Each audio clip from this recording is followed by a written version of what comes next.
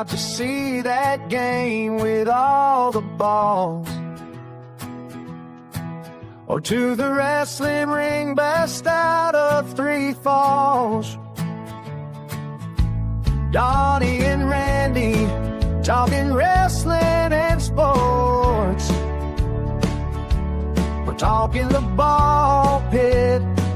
It's the best, of course, 'cause it's the ball pit, the ball pit. Donny and Randy, they freaking called it, 'cause it's the ball pit, the ball pit. There's no better podcast. They're all shit.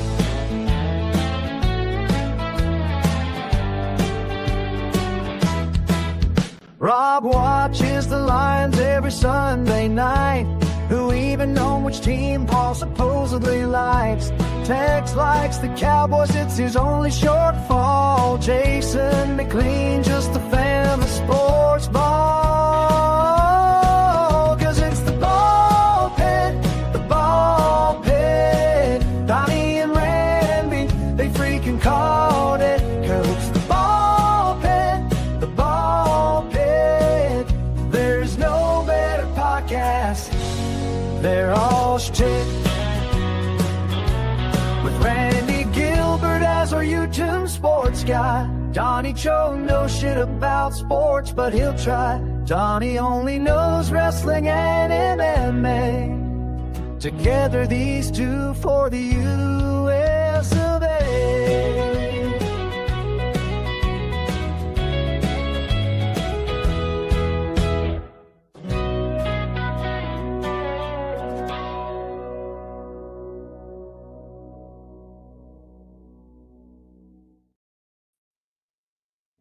Well. Hi. Hey, we're jumping around though. We had 2 watching, and we got 3 watching, and we got 1 watching. I'm like, I think I'm talking to myself over in chat. So, yay! I see 2 people, 2 eyes on us. I see 2 eyes on us as well. Both of them on the Truth of Tinfoil channel. So, yay again. Anyway, what's going on, Donny? You had some fun today, huh? You got to get out and do some stuff. Yeah, I was just busy. A lot of errands, a lot of running around. You know how it is. I did that yesterday. Yeah. Today I was doing nothing but cleaning the house, cooking food, and playing. I've completely rearranged in here. I've gotten this thing all moved around. I got my own little fridge right here with all my stuff right there now. So I made it a little bit of a man cave closet, shall we say? Yeah, we're down to 1. That's me. Oh. Is it just this us? Is wild. Yeah, it's just us right now. You had like 27 people last time. Yeah, well, I don't know if it's 27, but like I said, we got into the 20s there at one point. So how was AEW last night? Well, I didn't watch it. I just do the recaps because, quite frankly, I can't stomach watching it 3/4 of the time anymore. But why? What's killing it for you? What's making it hard to watch? Kind of like storytelling and stuff. A little bit storytelling. Yeah, because I mean, you got Moxley. John Moxley is a gifted entertainer as far as the stuff goes, right? It's like they've turned him into Nick Cage. You know, the dude out of GCW that does all the deathmatch stuff. Yeah. It's like however violent he can get and how much he can do to himself in the ring or do to others in the ring is how it's going now. It's like that. I don't care to see it no more. Doing hardcore stuff. The only saving grace for them is they did the smart thing and put the title back on Samoa Joe. Samoa Joe is now the AEW World Champ again, which is a great thing. How have his matches been lately, though? Everything I've seen has been good. I mean, they've done a lot of good stuff, keeping him in tags for the most part. Now, don't get me wrong, he won it via, I guess Hook was left behind by them when he got hurt or whatever, and so forth, so on. They did something on Wednesday as far as the 6-man goes. Well, he turned on Hangman Page at the show and set it up for Joe to win it. Well, he still won it with a Muscle Buster. If he did him with the Muscle Buster, he's done anyway. So it is what it is. Oh yeah, he's been doing the Muscle Buster and the Coquina Clutch. He's been doing his normal stuff. You So know, they just pretty much let him do what he wants. well, I mean, there was nothing against it anyway. I mean, that one problem he had with when TJ Wilson got hurt when he was in WWE. I mean, that was you listen to both of them, they both say the same thing. He feels bad for it. He beats himself up to this day. But TJ Wilson says it was just a freak accident. It's just the way something happened when the way they landed, and it just it hit wrong. It did something to him, and it wasn't anybody's fault other than just a freak accident. And of course, I've heard that from we heard it from Draws. When Draws was paralyzed after the D'Lo Brown thing. But D'Lo Brown still beat himself up for years. The move that Droz actually got paralyzed on. What's that? It was a power bomb. It was a They were power doing a bomb? power bomb. Yeah. And he And landed like on his head? I don't know if he landed on his head or just an awkward angle of the neck, but it literally broke his neck. So, Oh.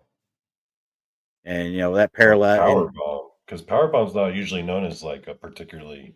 Yeah, but if you don't rotate properly, if you don't come up right, one wrong move, and like I said, Draws even said it was as much his fault as it was D'Lo. Quite frankly, Draws was a big guy. I don't know if I'd been the one to be the one doing a power bomb on that guy. Right. So, but that's the way I understood it anyway. So, either way, I mean, I prefer Samoa Joe as a champion. Of course, people are saying now you got a heel in with a faction behind them again in the. Don't you know that's what puts butts in the seats? I mean, honestly, think about it. All those years of Ric Flair and Harley Race running the NWA, they always kept the belt on them because you always had the good guys chasing the bad guy, and everybody paid to see it. They wanted to see it so bad, and it kept bringing them the money. Money's in the chase. Yeah, 100%. So a heel as champ is by far a better thing. That's why I love Gunther as champion. I want Gunther back as champion because he's the only heel that I even care about, honestly. Well, there's Roman, but he doesn't even. Is he even a heel anymore? No, he's a baby face for the most part. I think it wouldn't take much for him to turn heel. In fact, Survivor Series coming up, you better be careful because he might do it then. At War Games. And I heard they're doing that tournament to find out who Cena's last opponent's going to be. Yeah, the last time is now tournament or whatever. Who do you think it's going to be? It should be Gunther. I would love for it to be because he's the one that should get the rub for it. But he's already been a world champion. He's already been. It needs to be somebody that kind of like what Taker did with Brock Lesnar. Even though I don't think Brock Lesnar needed that rub either for breaking the streak. I think it needed to go to somebody else. But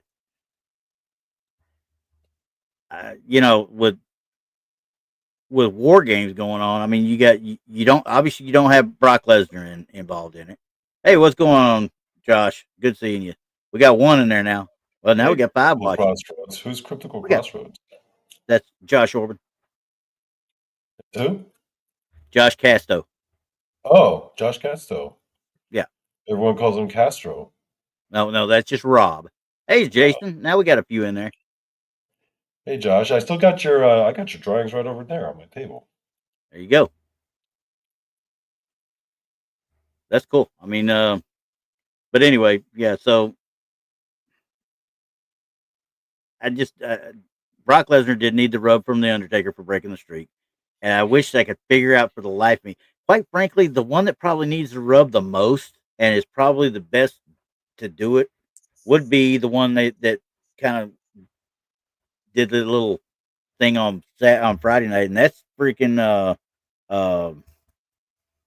who's the him guy? God dang it! It just went right out my kid came up from NXT. He was with Trick Williams for a long time. Golly, I cannot remember that dude's name to save me. Wow, I feel like I'm a complete and utter old man now. Right in front of you. That's side the point. I usually have his name. I would have said his name. Carmelo Hayes. Sorry, I knew it.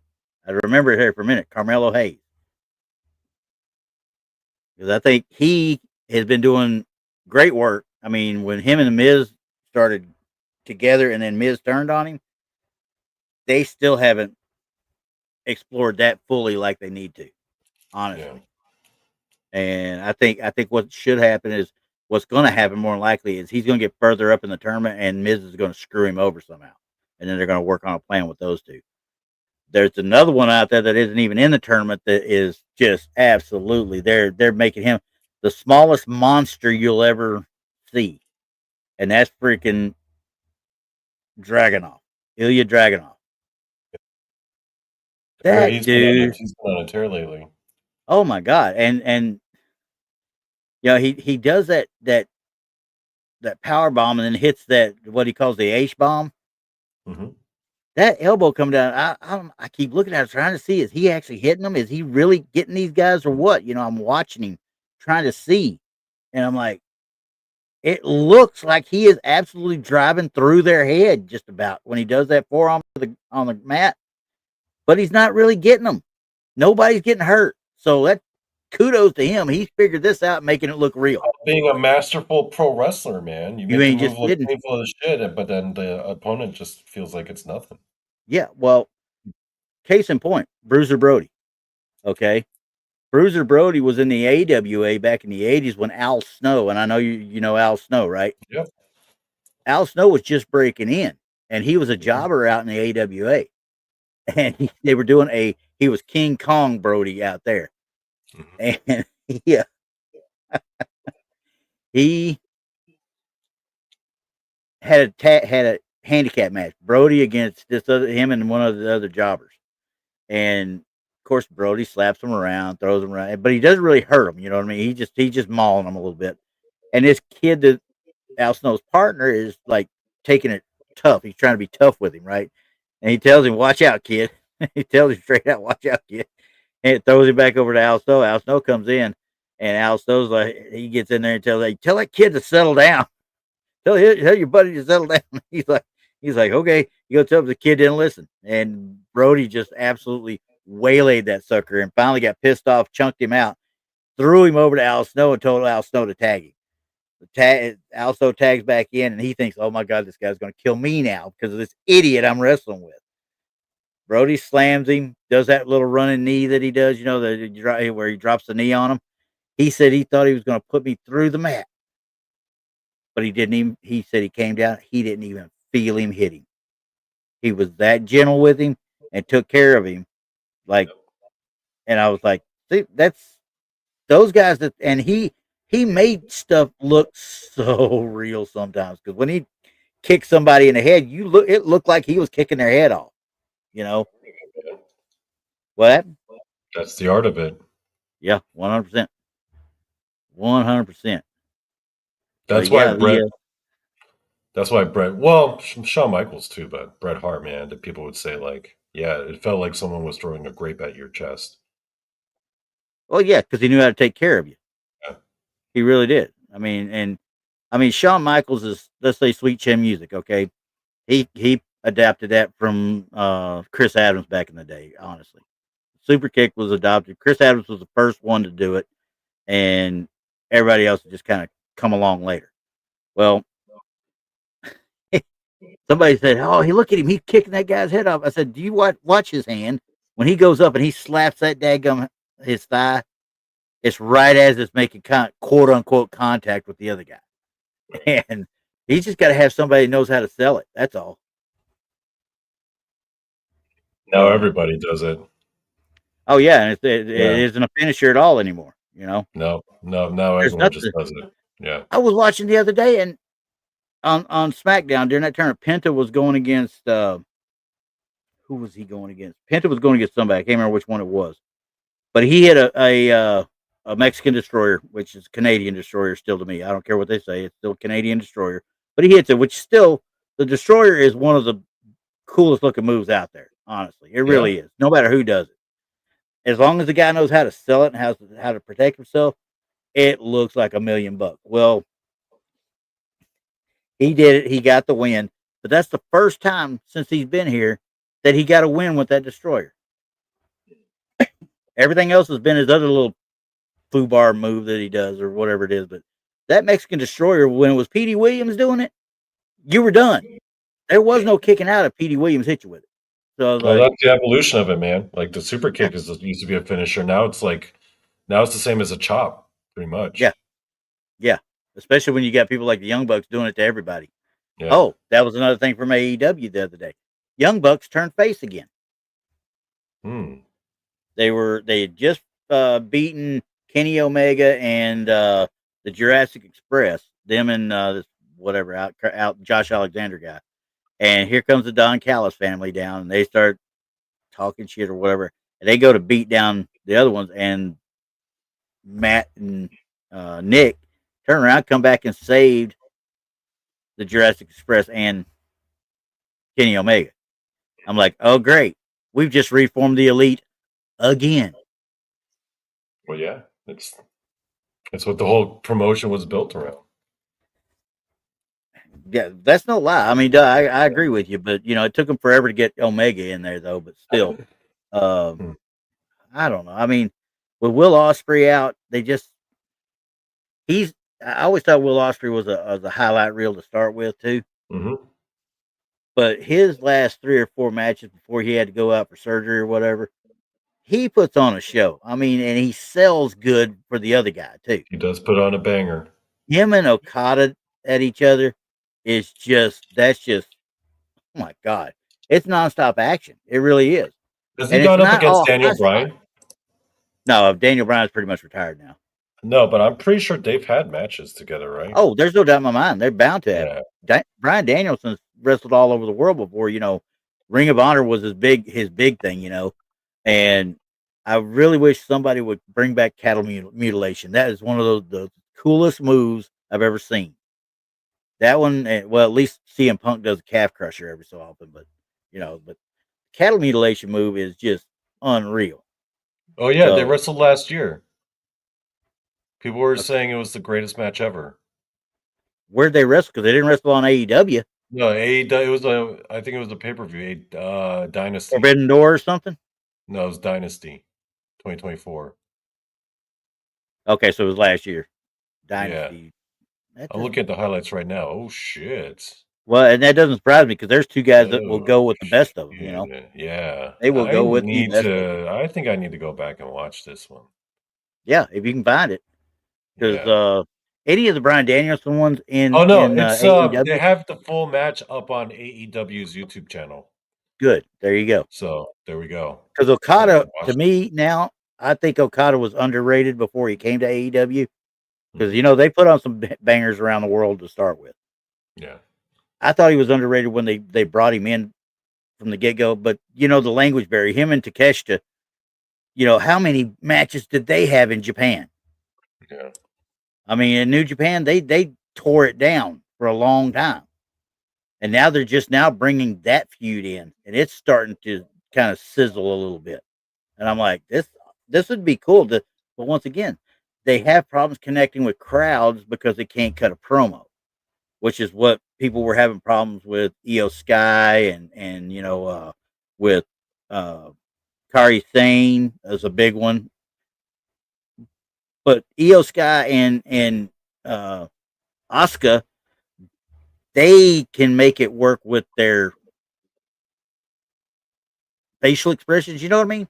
They have a way of doing the interview where the point gets across real quick, like, okay. And I noticed that Kairi Sane doesn't really have that. She just has that doughy-eyed, you know, deer in the headlight look every so often. But I think that's where Julia's having the problem too. She can't cut a promo worth of crap without a mouthpiece. Yeah. But her and Stephanie Vaquera came in at the same time. Stephanie at least worked on her English to where she could actually cut a decent little promo if she had to. Julia can speak some English though.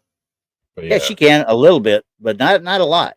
And she's another one that she's got a lot more potential than what they're giving her to work with. You know what I mean? Mm-hmm. But hell, it's all about who puts butts in the seats. And right now, Chelsea Green was putting butts in the seats. That's why they gave it to her. They put the title back on her. No, I like seeing Chelsea Green do well. I do too. I mean, she's been a trooper for too many different companies to not get a little bit of due. You know what I mean? Yeah. And she's still one of the funniest ones out there by a long shot. Did you see the bit where they did with Joe Hendry and Ethan Page and her and Joe Hendry with the cake? Yeah, I saw that. And then Thea Hale came out. Yeah. Well, And it did you went see the that shit went aftermath? viral. That shit Yeah, went all viral. Yeah. well, I have never been creamed on like this. And then it cuts to Matt Cardona going, "Really?" I about died laughing. Matt Cardona is one of those guys that really knows how to make fun of himself and with somebody Yeah. and out of somebody. So I couldn't believe they No. brought him back and actually had Zack Ryder back to Hmm. be in that tournament. But they had freaking Dolph Ziggler too, though. Hmm. So yeah, it's kind of cool. I'd really, what I'd really like? I'd really like Edge to come back and do it. Just let AEW let him go for one night. But I Well, doubt that's Chris ever going to happen. Jericho's probably coming back. Oh, there's no doubt in my mind he is. Yeah. I think he's fed up with the direction and stuff. Nova's like, I wish I knew who you were talking about. Well, if you don't watch wrestling, yeah, I We're guess. talking about the wrestling. Yeah, we're talking about Oh, AEW so right now. So it is quick rad. topic switch, Randy. Yes, So yes. why don't we do a quick recap of the match of the football that you watched earlier? Oh, A very exciting match indeed for you. yes, yes. And quite frankly, I'm still in disgust because on my fantasy football team, I started Josh Allen, who is the quarterback for the Buffalo Bills, who played on Thursday, and commenced to damn near giving me a goose egg because he played so shitty. He was so bad. I got like 8 points out of him. I should have started Dak Prescott because Dak Prescott would have given me about 40 instead. Because I thought, oh well, they're going against Houston. They're going against Philadelphia. Philadelphia's, we had problems with him last time. He might get a couple of touchdowns or a touchdown maybe or something like that, but he's not going to have a big day. Oh, was I freaking wrong? 21-0 with I think it was 45 seconds or so left in the second quarter. Well, tell them which game it was. The Cowboys and the Eagles. Yes.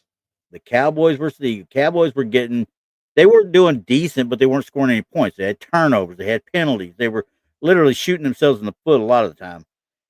The defense wasn't playing great. I mean, it just looked like, oh, here we go all over again. We get to about 30 seconds or so left in the second quarter, getting ready to go into halftime, and all of a sudden Dallas hits a pass that I think it was George Pickens that got it in. And it was like the light switch flipped on both sides. This was at the end of the first quarter? That was the end of the first half. End of the first half. So So it was they 21-7 going into the second half. Okay. So they threw that last match touchdown in the first half. Yeah. Yep. And so halftime was 21-7. Next thing you know, you got Dax hitting everybody in the dog. Now, don't get me wrong, they're dumb plays all through it or whatever. But in fact, Dallas got called for roughing the punter on a punt. The guy, if he'd have laid out instead of pulling up short, if he'd have laid out, he would have actually blocked the punt. But he didn't do that. He was too afraid of hitting the daggum punter, which he did anyway. And it was such a small hit, it wasn't even funny. It was like, really? But because his hand caught the guy's plant foot and he went down, that was a personal foul right then and there, 15 yards. Like, you got to be kidding me. But anyway, so Dallas. Next thing I know, there's a touchdown pass to not CeeDee Lamb, but was it Turpin? No, Fournette or whatever. I don't think CeeDee Lamb got one, but we had one from George Pickens. We had one to what the hell was that dude's name? Wasn't it Brown or something like that? I can't remember his name off the top of my head here. I will find it here in a second.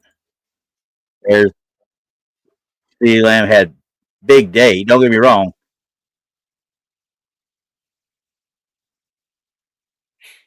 Shoemaker. I'm looking at it right now just to make sure I got the right one. Oh no, Span. Got him Span Warno or whatever. He's another tight end. He catches one, and then Dak Prescott runs the other one in himself. So he accounted for 3 touchdowns in a late first half, early, and throughout the second half, and then in the last minute. Let me see how much time was on the clock when Dallas kicked the field goal. Okay, so I am trying to come up with an actual name. So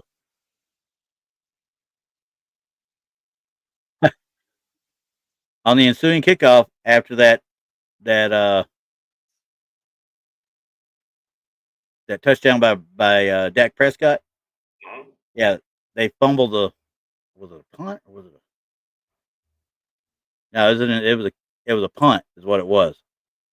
There was a punt by the Cowboys after getting the ball back with 39 seconds left or 5:52 left in the fourth quarter, and they get the ball back off of a fumble, and then they get down to 4th and goal. Let's see.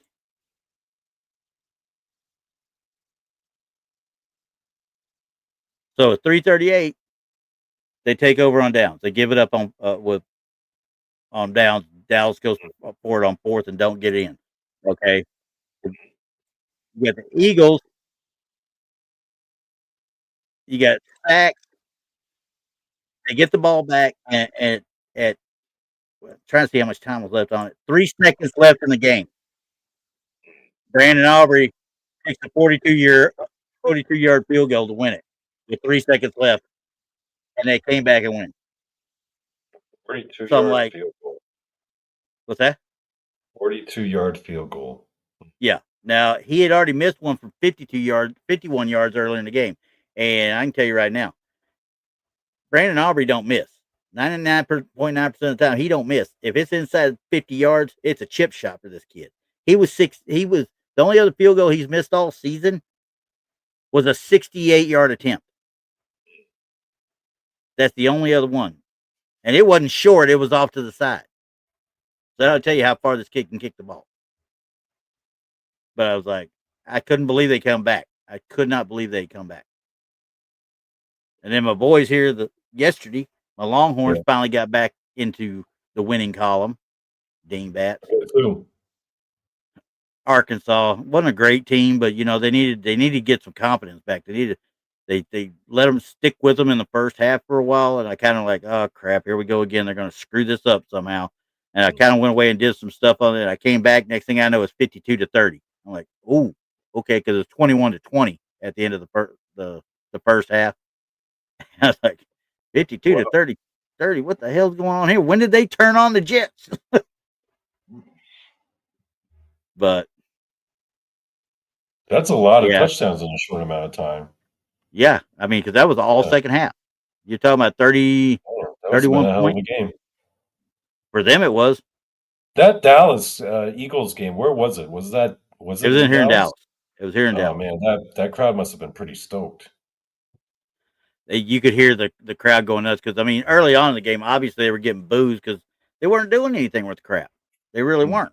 I mean, they were literally laying over playing dead. So I shouldn't say it like that because, pros, they do have good plays, don't get me wrong, but they also have bonehead plays, that screw everything up that they shouldn't be making when they're a professional level athlete. You know what I mean? Yeah. And it's just like, I don't know if sometimes if it's the hey, it's Poncho. Hey, Poncho. But anyway, they they have an issue with consistency. That should be what I'm saying. They're having a big issue with consistency now, and that's why I watch college. I mean, I've got to the point now I would rather watch college than I would pros most of the time. I keep up with them, don't get me wrong, because I got my fantasy football, but it's just one of them things. Again, one of them things.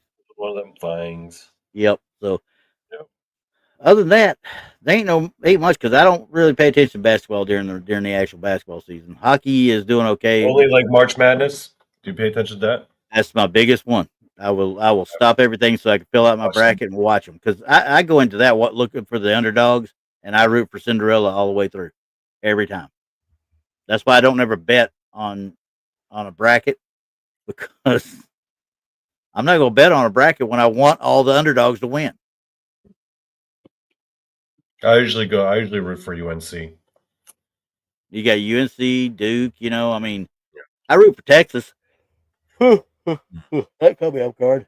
I root for Texas when they're playing halfway decent, and the women's basketball is even worse though because you cannot have any more dominant teams than South Carolina, UConn, Stanford, and every once in a while you have Tennessee or Texas or LSU. That's it when it comes to women's basketball. There's next to nobody else. Rutgers played 1 year and got the title, but it was a fluke, a complete utter fluke. After that, there's nothing there. You talk about March Madness though. Hell, I watched little Stephen F. Austin, get to the Sweet 16 1 year. They ain't nothing but a bunch of little bitty short white dudes out there, but they were going out and raining 3-pointers on these guys, and nobody could stop them. Mm. But when you start running with big dogs, you just don't have much of a chance. No. So, but anywho, outside of that, there just ain't nothing really going on. Like I said, that the AEW show, there wasn't even a good UFC fight this weekend. Yeah, I gotta start paying attention to that some more because I want to start doing some MMA stuff, some fight sports stuff.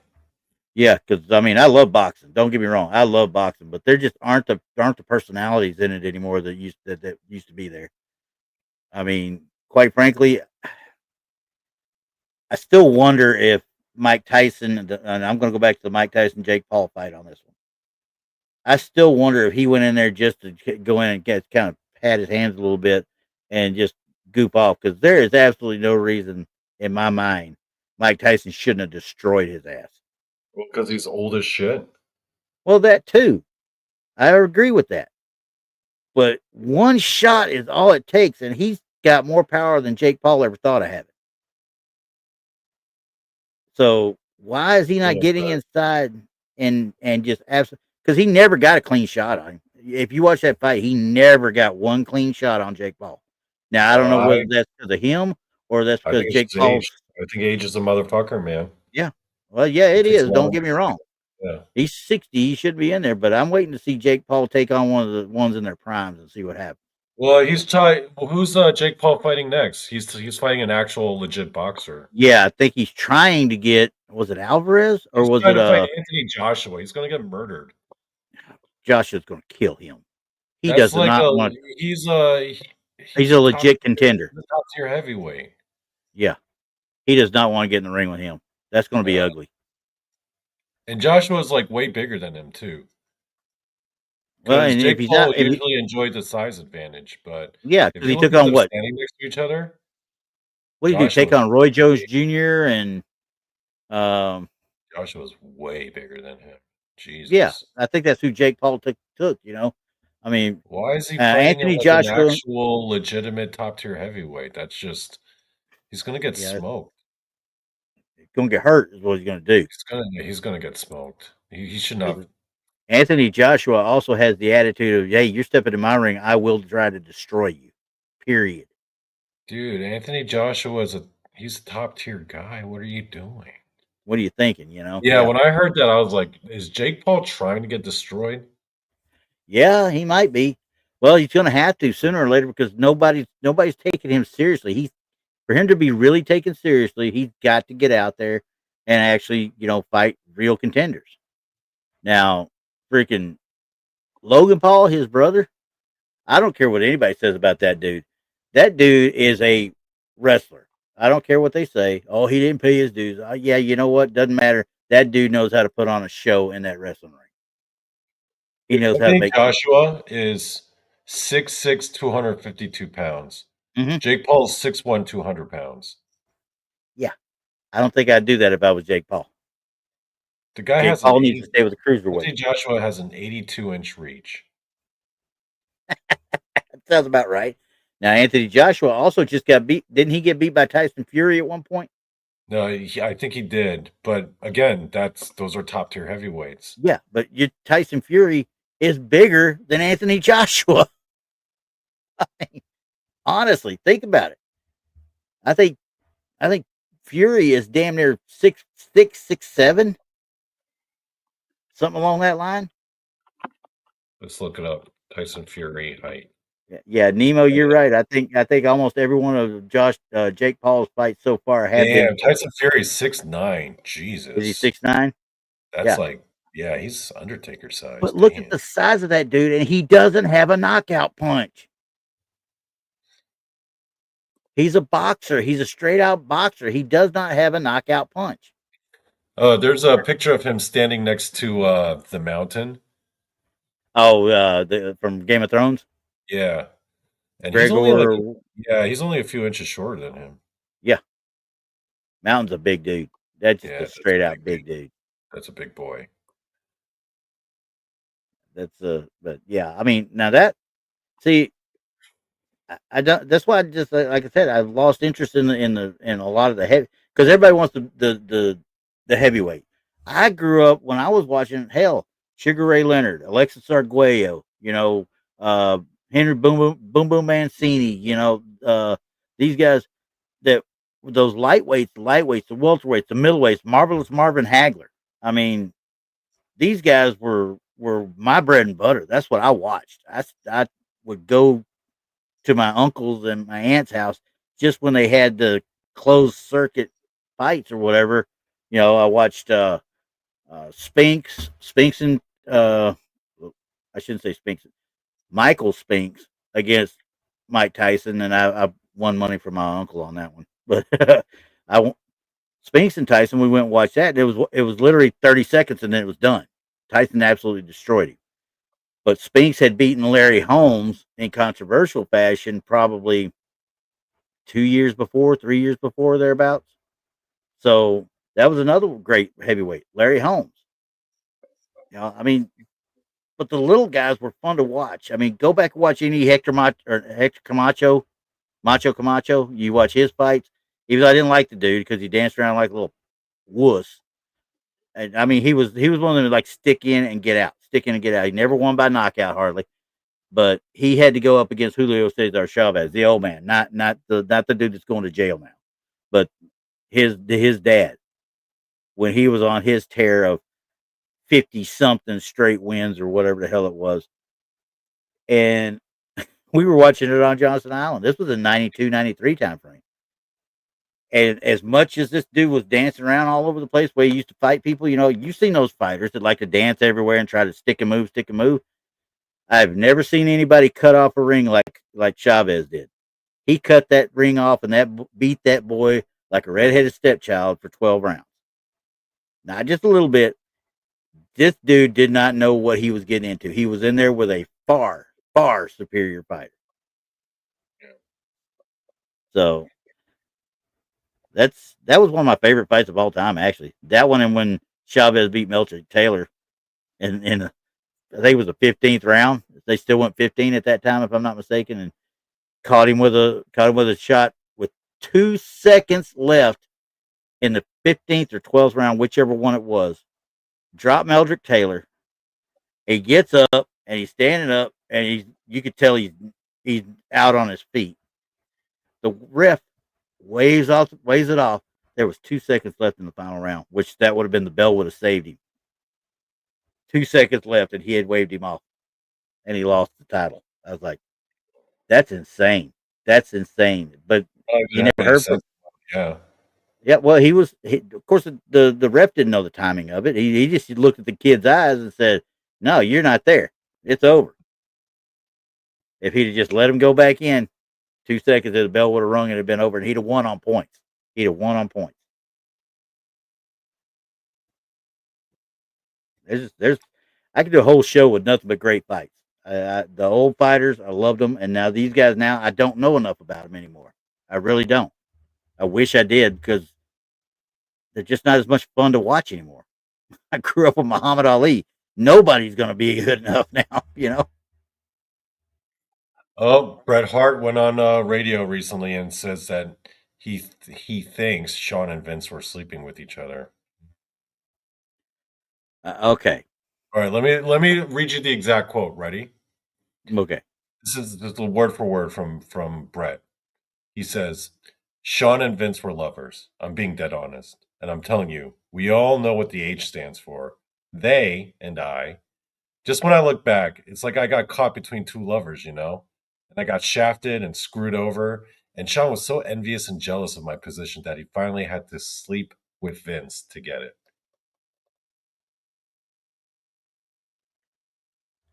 Okay. So, Now, I understand Brett wanting to maintain his credibility and stuff when he was getting ready to go to WCW. But he should have, in good faith, worked out a way for him to drop that title at that pay per view because technically, the next night he was no longer there. He was gone the next night. His contract was done. He didn't have to do anything. And after the Medusa thing, where Medusa went, Alundra Blaze carried the WWE Women's title onto the TV and in WCW and dropped it in the trash can. oh, Ever yeah. since then, you can understand why Vince would freak out. You can understand why he would do it. But if Brett, well, I gave you my word. I'm gonna tell you right now, 99.9% of the time, as far as the promoter goes, wrestler can't trust the promoter can't trust the wrestler to do the right shit. Case in point, Ric Flair also bringing the WCW title to the WWE in 91 or 89 or whatever it was. Honestly, think about it. They had to issue a cease and desist for them to stop showing it on WWE TV. Okay, I don't want you going out of here carrying that title with you. I want you to drop it here. And this is where it got conglomerated. It's not what Brett wants. Brett, you're leaving. You're going to drop the title. If you're not going to drop the title, I'm going to strip you of it, and you're not going to be here. That's where they should have done in the first place. Should have been straight out. Hey, the boss is the boss. Boss says you're going to drop it. If you don't drop it, I'm stripping you of it right now, and I'll put somebody else in there that'll take care of the issue, and then you can go on home right now. He did it to Ultimate Warrior. Why didn't he do it to Brett?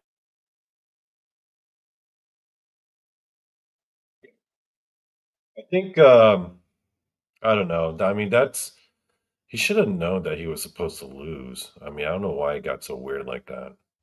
He Like, wanted to you leave protect the his promotion stock. when you're supposed to drop the belt. Yeah, you do the right thing. And Yeah, if it's at a pay per view, that's his doing biggest issue was business. that it was a pay per view in Canada. He didn't want to drop it in Canada. Yeah, he wanted to drop it at Eh, a later show. Yeah. Well, guess what? You're obviously not under contract after that pay per view anymore. Maybe for a few weeks or something like that. But there was no guarantee you were going to be at any of the tapings. Right. If the boss tells you you do it, you do it. Now there's ways you're supposed to handle business, and I think because the Undertaker was trying to make sure stuff was happening right, he wasn't happy the way I understood it. But Vince shouldn't have done it like that. Vince should have had a meeting with both of them. Said, "Listen, I'm the one trying to look around. See, I ain't got no women out there. So, hey, I'm the head motherfucker in charge right now. Okay, you're going to do what the hell I tell you, or I'll strip you of it right now, and I'll put somebody else in the match. I got no problem with it." He was trying to be nice to Brett at one point, but he should not have done the end around, the cheap shit. But you know what it did do? It created Mr. McMahon. Yeah. So now I don't know if he did it on purpose or not. Maybe he wanted to be Mr. McMahon from then on, Now it's time for him to be that evil overlord thing. I don't know. I mean, so many things to be griped about. Brett is going to be sour grapes till the day he dies. That's just all there is to it. He's going to be sour grapes till the day he dies. And no way, shape, or form anybody's going to get around it. Reasons, a lot of them, Do what? And he has legitimate reasons for a lot of his sour Oh yeah. grapes. Don't get me wrong. He does. But like I said, it could have all been avoided if he'd have just done what was asked of him in the first place. Yeah, He but you know wanted. what? We wouldn't have had Mr. McMahon, and Mr. You're right. McMahon was for the Yeah. greater good of wrestling because that was the Mhm. greatest villain in all of wrestling ever. Oh yeah, one of them, if not the. Greatest villain in all of wrestling history was Mr. McMahon. Well, yeah, I could see that. Really can. Yeah. I mean, you have others that flip flop back and forth. You know, like Ric Flair. Ric Flair, bad guy here, good guy there, bad guy here, good guy there. But Vince McMahon being in the power, authority position or whatever, it just created big guy, little guy, storylines that to this day are still some of the best writing ever. I personally believe Mr. McMahon was the most important figure in like WWE Monday Night Wars, because most people say it's Stone Cold, but without Mr. McMahon, you don't have Stone Cold. No, you don't have Stone Cold at all without McMahon. Yeah. And that's just a plain and simple fact. And without those two, there's no telling how long that idiot booking of WCW goes on, And I think some of their booking Greatest changed villain because in all of wrestling history, bar none. Yeah. And Second everything place isn't Bischoff even did close. everything Bischoff did after that was just a cheap attempt at getting the same heat. Yeah. Because I sit there and think about it, he didn't come out as part of the NWO until I guess he did come out as the leader of the NWO before. No, he came out as the leader of the NWO with Hogan turning. Yeah, but no, I remember it was like the next a few months week after. he was going out with after Hogan turned. I remember because that's when he got pelted with like all the sodas and shit. I understand that, but Bischoff didn't turn until they started to bring in Roddy Piper, and that was several months down the road. Because he kept talking about how he was trying to get in touch with Piper. Because in the beginning he was getting harassed at the exactly announcers. They were picking on him all the time, and he was the straight man on the set, up at the booth whenever they come up or whatever. Kick his ass out of there. Yeah, and then when he did that bit with Piper and Piper showed up, and I was like, oh my god, he's the leader. I mean, I watched it. I was like, oh my god, so he's the one that's put all this together. He's actually the one. And when it fell in, I was like, but after all the fact, I mean, it's kind of cool, but unfortunately, you still got Hogan and all his cronies that are being shoved down everybody's throat. So it gets boring. And then all of a sudden, here you got compelling shit because, it got boring. Yeah.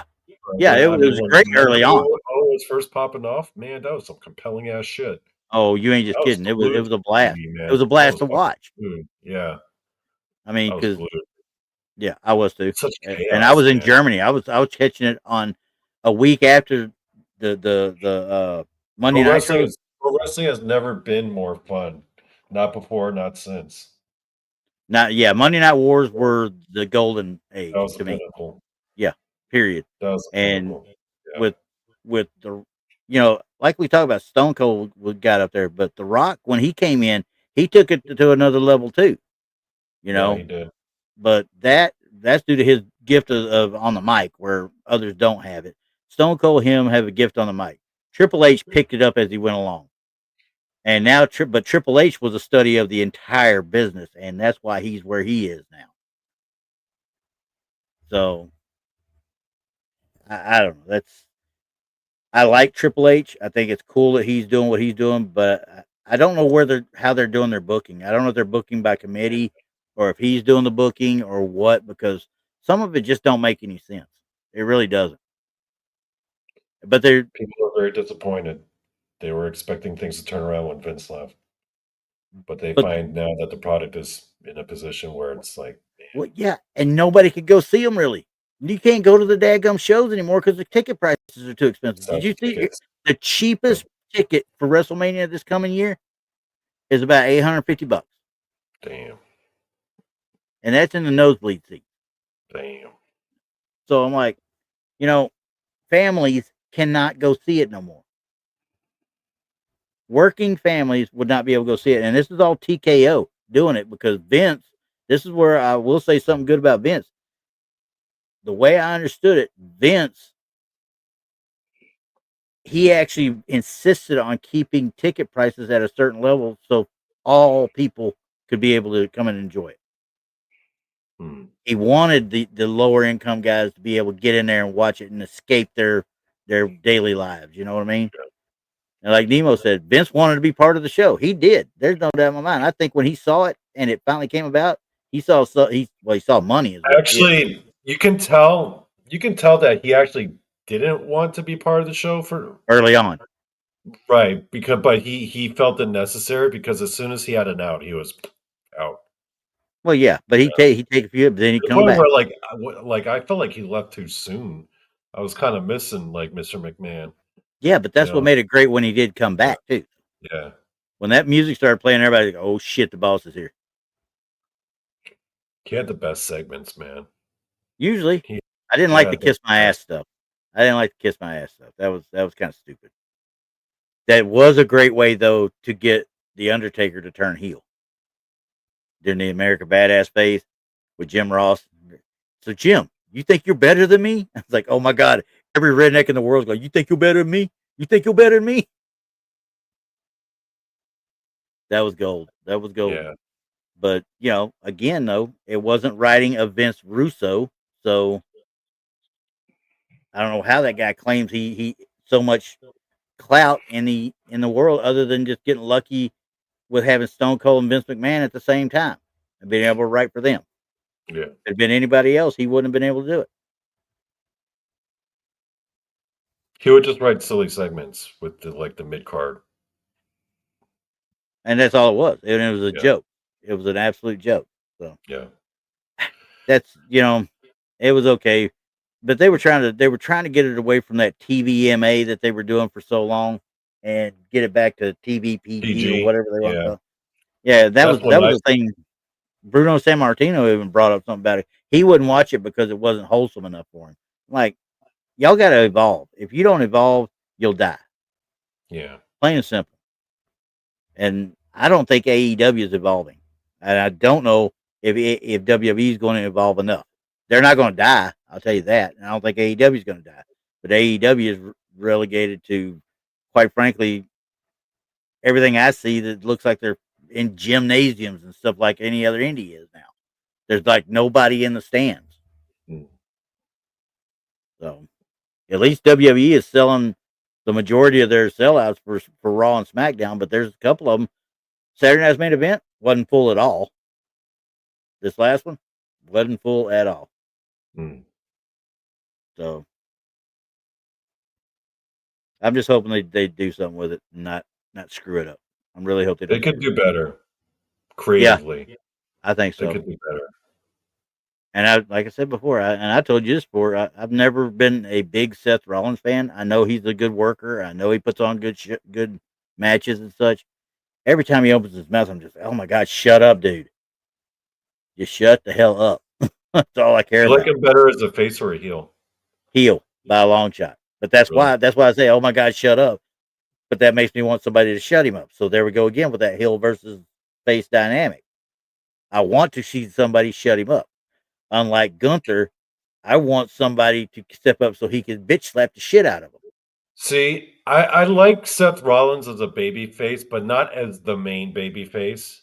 Yeah, I think he was best in the Shield, like, as he's the guy with the cool moves in the faction, yeah, yeah, but his voice is too annoying to, like, just lead a program as the top guy, yeah. you know?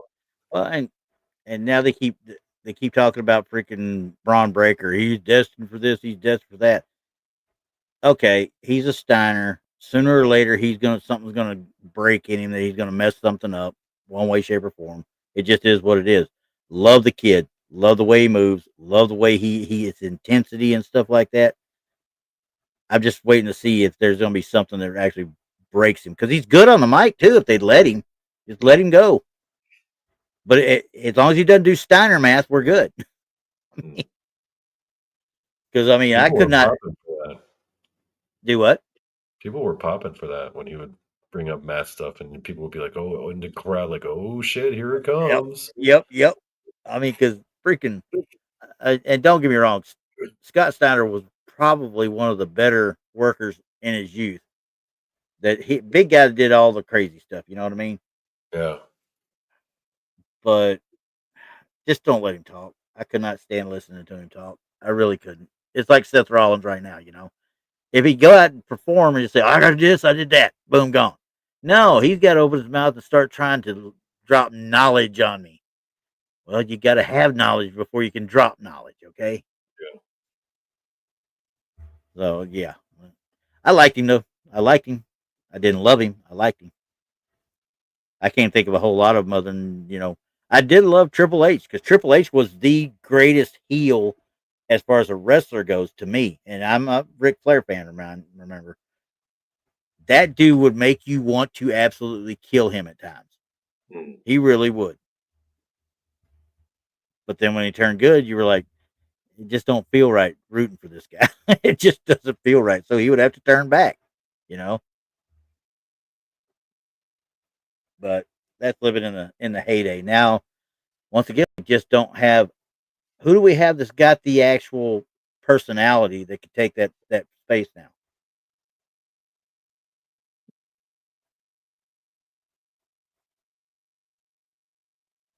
Like who is the big baddie, or who could be the big baddie? Yeah, who I mean, the whole package, the charisma, the mic work, the in-ring work, all of it.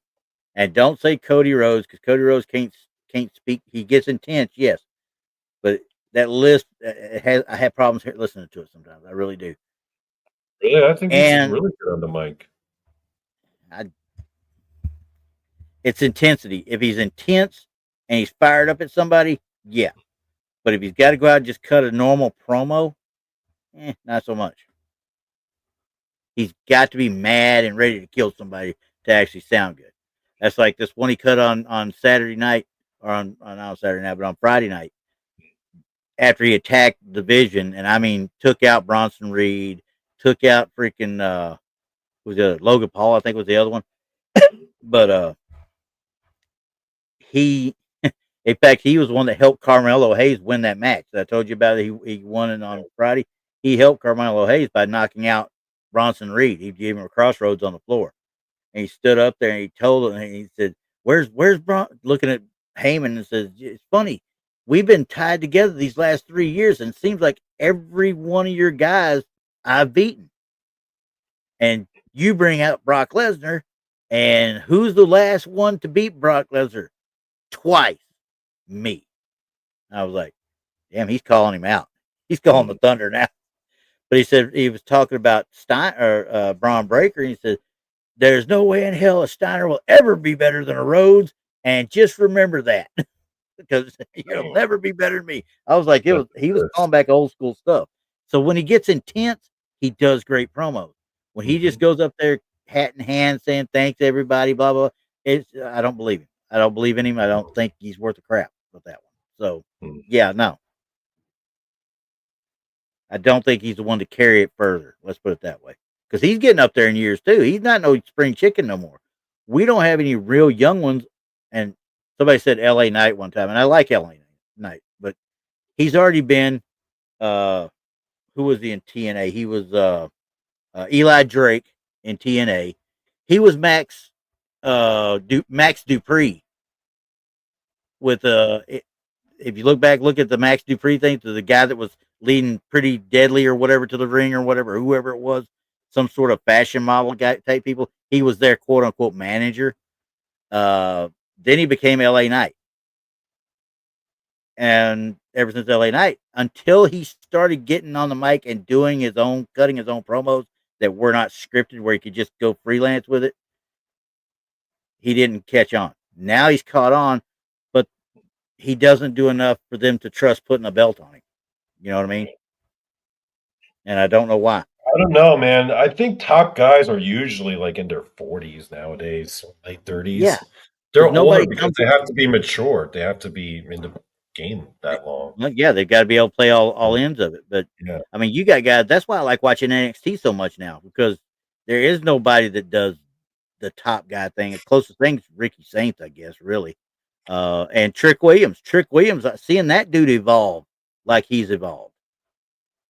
I mean, he used to be nothing but part of why John Cena was such a freak, because he was a top guy at a younger age. Yeah.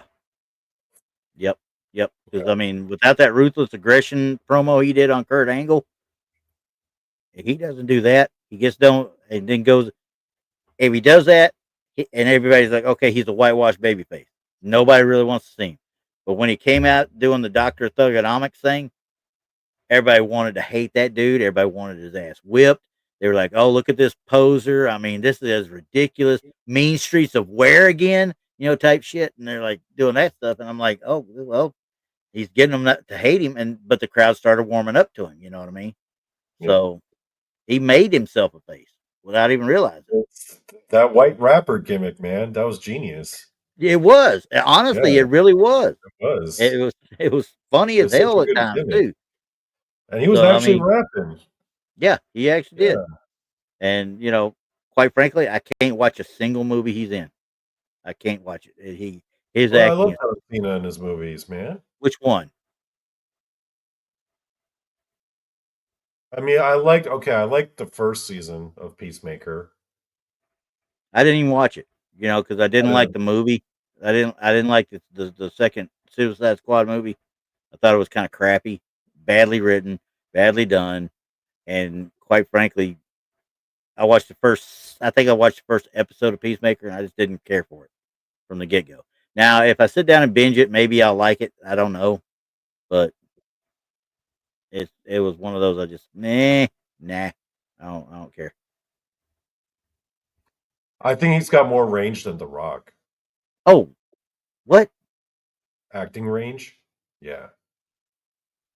There was one. I think he did it for Netflix, where he was the protector of the lottery winner or whatever it was, and I can't remember the name of it to say, because the lottery winner has to hold on to that ticket for 24 hours according to this movie. He has to Yeah, hold no, on I to the know the ticket movie for you're 24 talking hours. about. Yeah, yeah. No, I He heard was that movie. pretty good. He was pretty good in that. Aquafina was in it with him. That's why. Yeah, no, but John Cena definitely has more range acting wise than The Rock for sure. I don't know. I kind of like. I've seen The Rock do 2 or 3. Now this last one he did really stepped out of his comfort zone by a big shot. Smash Yeah. Machine. That was wild. I didn't even realize it was Rock. With all that makeup on. I have to watch that. Yeah, that was pretty cool. But that was like an homage thing. I mean, he wanted to do that to try and show, but as far as the acting side of it, yeah, he's okay, but it ain't no Oscar-winning performance. No, not one bit. And I have to watch it. I heard he did do a good job there, though. So he did do a good job, but it's not like that. It's not going to win him. It's not like Brendan Fraser in The Whale, yeah.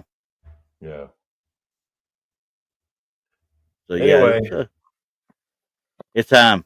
let's call it It's a night, bedtime. man. I It's gotta. bedtime. I want the final boss here in Baldur's Gate 3. I'm trying to beat this game, man. Oh, so that's why you've been missing in action for so long. Well, not today. Today I was actually gone, but Yeah, I'm trying to. but as far as others, I'm trying to beat this damn game so I can resume my life. yeah, because you stopped everything when you started playing that. Yeah. All right, No, brother. but I'll be back. For those of you who are wondering, Donny says stuff is coming back. It's going to come back with a vengeance. Yep. So That works for me. yep. All right, guys. Oh, and plan. I don't know if you're ready for Friday or not. I don't know if anybody's going to be really ready for Friday yet or not. I am planning on doing that preview show, the Ball Pit Friday or whatever you want to call it. I was going to start it last weekend. I kind of got held up in other stuff, and then this weekend I got held up in other stuff. I am going to have a Friday show sooner or later. I'm going to have a Friday show. We're going to have this up there. We're going to try and have at least, maybe we can get Rob, we can get Paul, we can get you, me. We look at the what's upcoming on the weekend, and then just shoot these shit for other stuff. So that's the plan. I will make an announcement on the channel before it actually happens, because this coming week's rough because of being the Friday after Thanksgiving. I don't know who would want to sit there and watch me on the Friday after Thanksgiving. Y'all are still in turkey coma at that point. So yeah, you're not gonna be around that day. But... Yep. So, all right, guys, we will see y'all next week. Peace.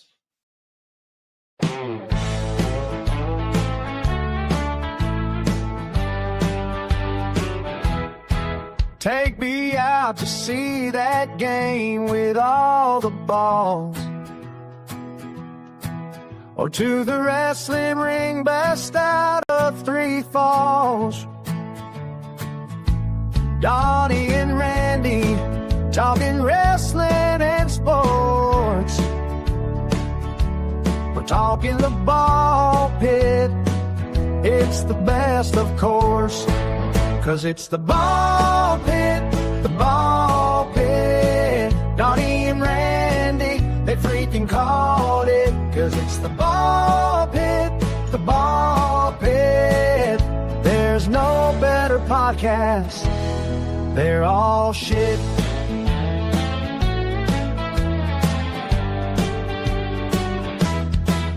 Rob watches the Lions every Sunday night. Who even know which team Paul supposedly likes? Tex likes the Cowboys, it's his only shortfall. Jason McLean, just a fan of sports ball. 'Cause it's the ball pit, the ball pit. Donny and Randy, they freaking called it. 'Cause it's the ball pit, the ball pit. There's no better podcast, they're all shit. With Randy Gilbert as our YouTube sports guy. Donny Cho knows shit about sports, but he'll try. Donny only knows wrestling and MMA. Together these two for the US of A.